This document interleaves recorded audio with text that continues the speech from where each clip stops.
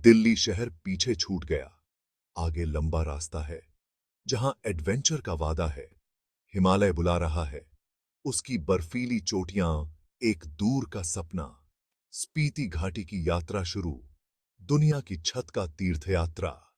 मैदान धीरे धीरे पहाड़ियों में बदल रहे हैं। हवा ठंडी और ताजा हो रही है। हर मील के साथ एक्साइटमेंट बढ़ रहा है, जैसे हम पहाड़ों के करीब आ रहे हैं।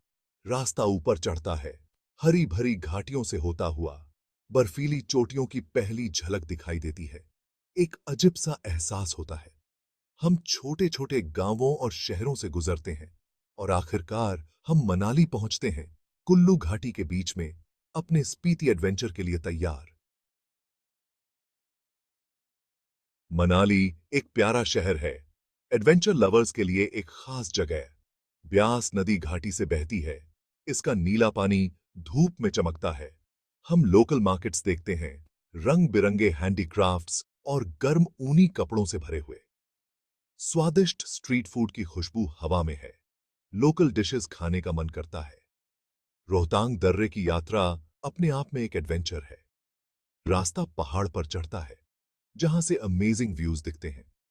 हरी भरी घाटियों से लेकर बंजर पथरीले इलाकों तक लैंडस्केप पूरी तरह बदल जाता है। रोहतांग दर्रा एक ऊंचा माउंटेन पास है, स्पीति घाटी का गेटवे।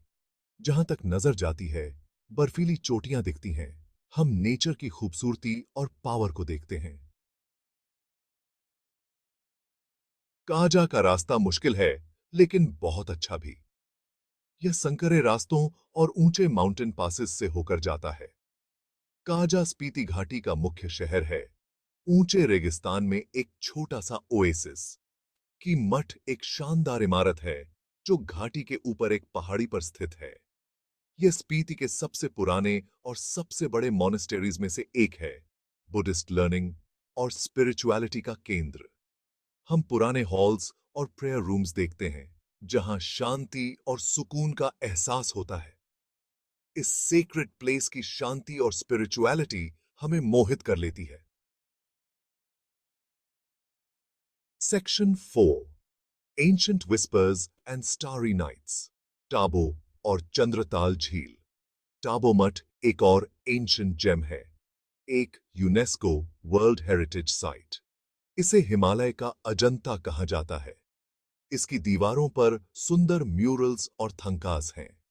चंद्रताल झील का सफर हमें एक अजीब से लैंडस्केप से ले जाता है।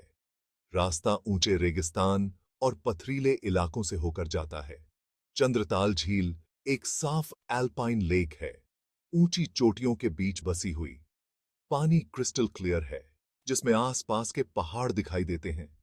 यह झील इनक्रेडिबल ब्यूटी और सिरेनिटी की जगह है, एक हिडन जेम।